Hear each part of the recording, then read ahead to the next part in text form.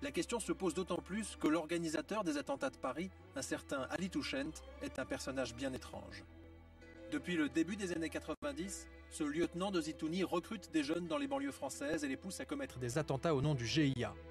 Exemple, Khaled Kelkal, recruté par Touchent et abattu par les gendarmes en septembre 1995. Attention! Ok, c'est bon! C'est bon, c'est réglé.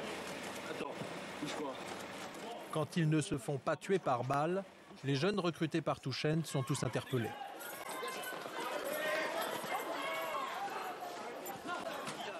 Les arrestations sont spectaculaires, mais quand les policiers interrogent les jeunes, ils sont souvent déçus. Confidence d'un policier des renseignements généraux qui était en fonction au moment des attentats de Paris. Il a été mis sur la touche après avoir dénoncé des dysfonctionnements dans son service. Ce qui était étonnant, c'est que quand on voyait ces jeunes passer, alors qu'ils venaient d'être arrêtés par la DNAT ou bien par la brigade criminelle, pour avoir fait un peu de PJ avant, je m'étonnais du comportement de ces jeunes. C'est-à-dire? C'était un comportement assez enfantin. On n'aurait jamais cru que c'était des gens vraiment qui faisaient partie d'un réseau dur du GIA. Je pense qu'au sein du GIA, il y a certainement des gens plus durs. Ces gens plus durs, c'est notamment Ali Touchent, mais il n'est jamais inquiété par la police. En 1993, lors de l'opération Chrysanthème, puis en 1994 en Belgique et enfin en 1995, après les attentats de Paris, les réseaux montés par Touchent tombent les uns après les autres, mais lui échappe aux arrestations, systématiquement.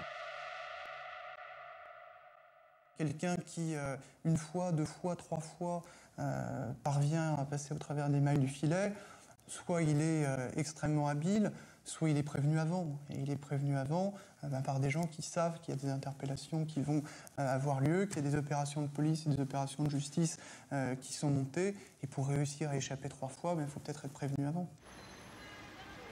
Lors du procès des attentats de Paris en octobre, Jean-François Clerc, numéro 2 de la DST, a dû venir démentir que ses services aient pu entretenir des contacts avec Ali Touchent.